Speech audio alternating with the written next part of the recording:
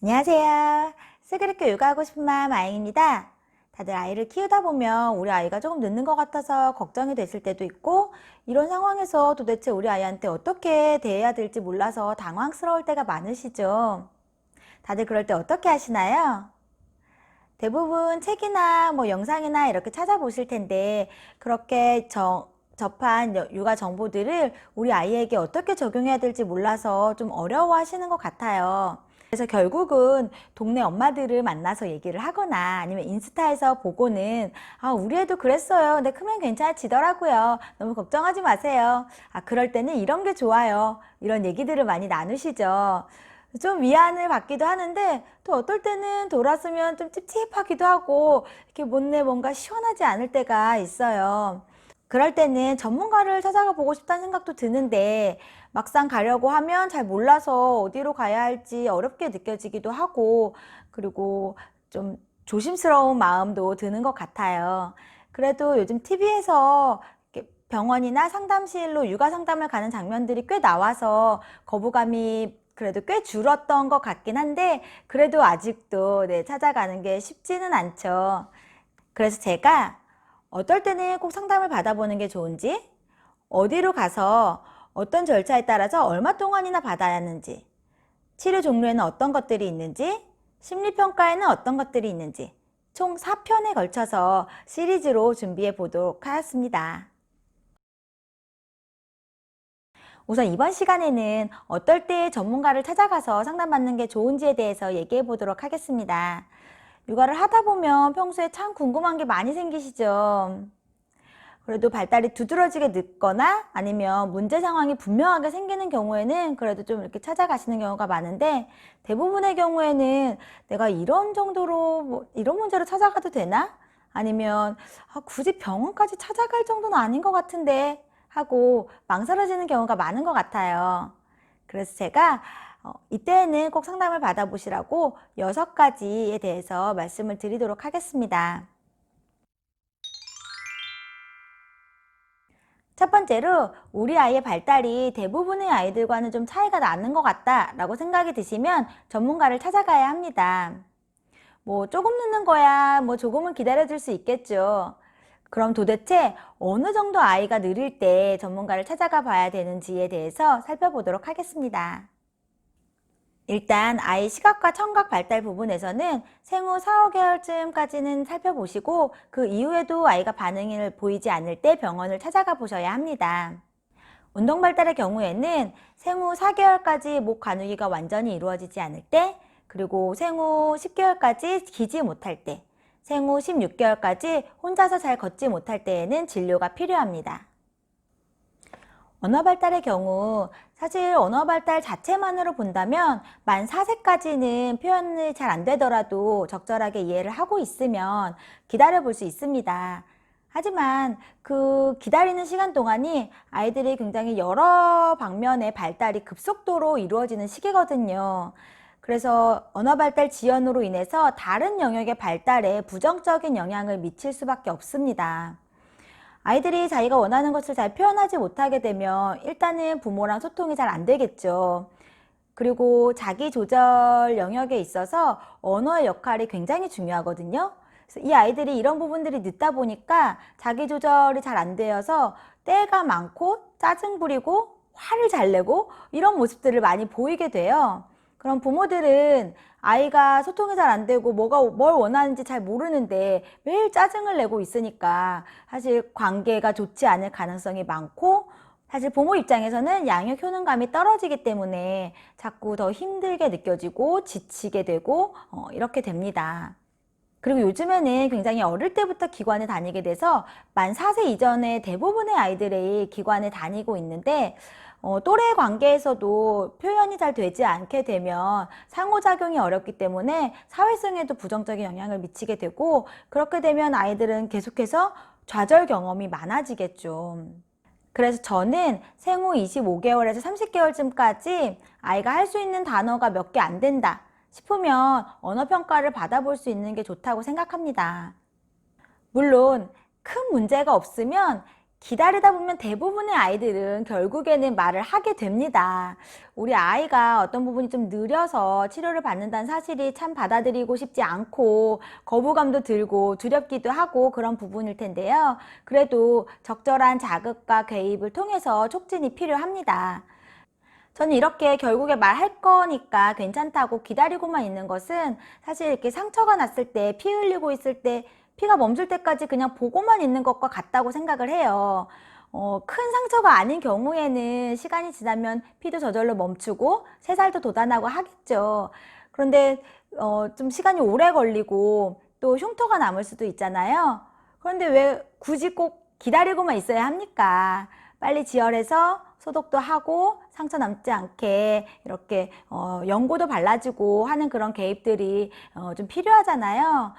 언어 발달도 마찬가지입니다. 이 외에도 인지, 언어, 운동 발달이 전반적으로 느릴 때나 혹은 빠를 때에도 전문가를 찾아가 봐야 합니다. 우선 전반적으로 발달이 느린 경우에는 어느 영역에서 얼마큼 발달이 지연되고 있는지 정확한 발달 평가가 우선 진행되어야 되고요. 그 결과에 따라서 지연되고 있는 부분의 발달을 촉진할 수 있는 개입이 이어져야겠습니다. 그리고 또 한 가지는 발달이 빠른 경우인데요. 대부분의 경우에는 발달이 빠른 경우에는 걱정하시기보단 좋아하시면서 특별히 신경을 안 쓰시는 경우가 많은데 발달이 빠른 아이들도 또래의 대부분의 아이들과는 다른 특성을 보이고 있다는 의미거든요. 그렇기 때문에 정확한 발달 특성을 파악해보고 거기에 맞는 환경과 자극을 제공해 주어야 할 필요가 있습니다. 이 경우에는 보통 만 3세까지 기다렸다가 그 이후에 지능검사를 실시해서 알아볼 수가 있는데요. 사실 지능검사가 어린아이들이 하기에 조금 힘들 수 있어요. 그렇기 때문에 아이들이 가지고 있는 능력이 정확하게 평가되기가 좀 어려울 수도 있기 때문에 저는 만 4세에서 5세쯤 실시를 해보는 것이 더 좋다고 생각합니다. 이 지능검사에 대해서는 제 시리즈의 4편에서 심리평가에 대한 이야기를 나눌 때 더 자세히 다루도록 하겠습니다.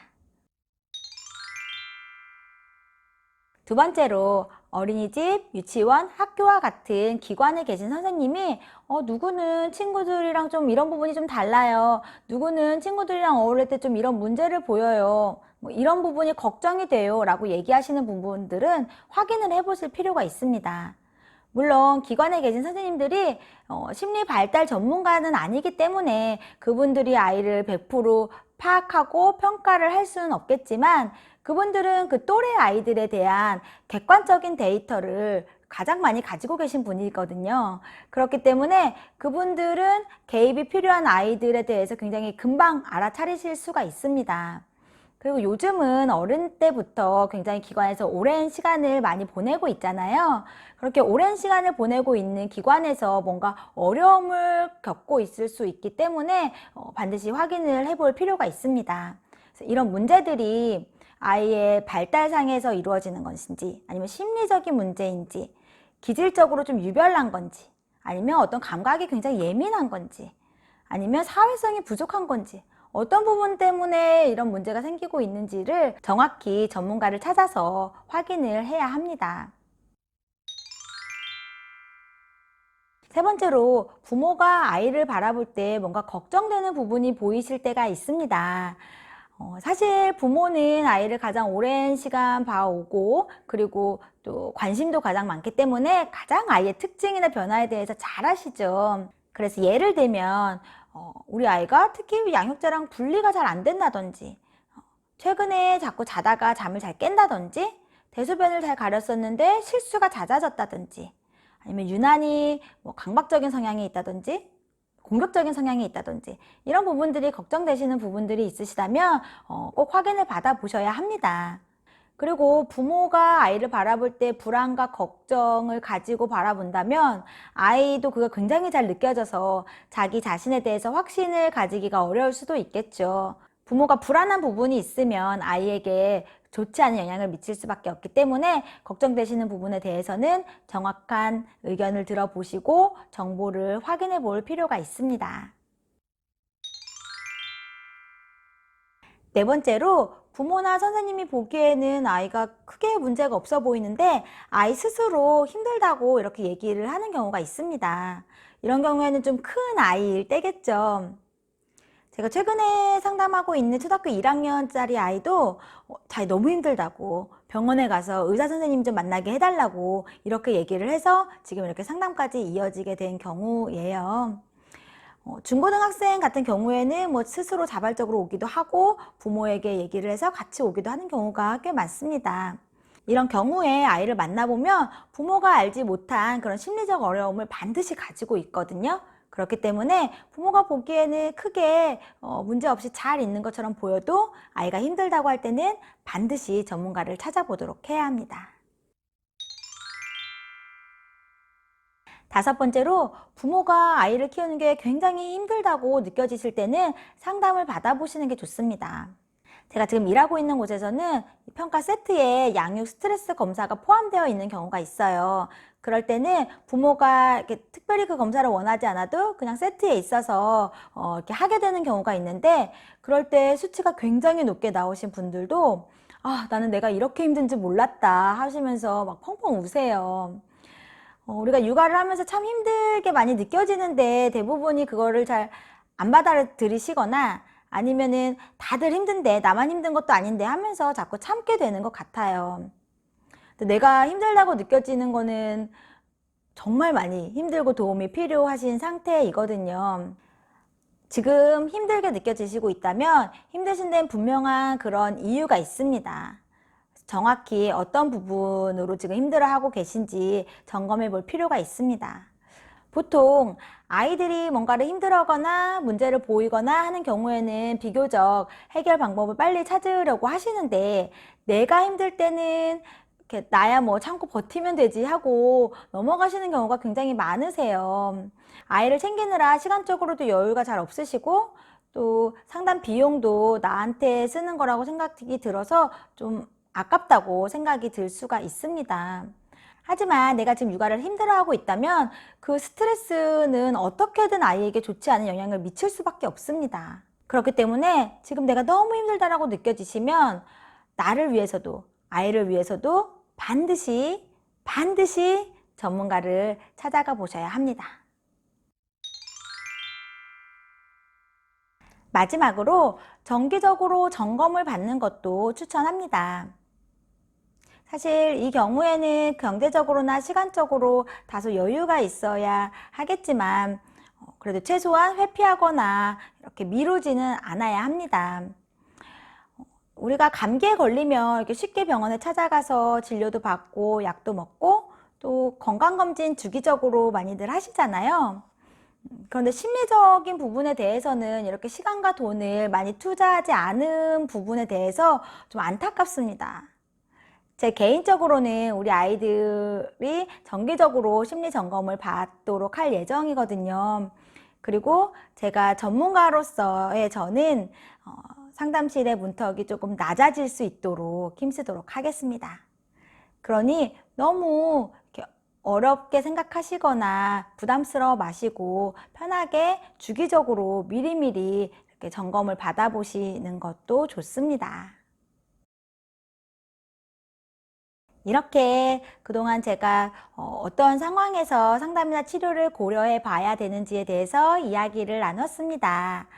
이 중에 이렇게 좀 고민되시는 부분이 있으시면 꼭 전문가를 찾아가 보셨으면 좋겠습니다. 그럼 저는 2편에서 만나도록 하겠습니다. 감사합니다.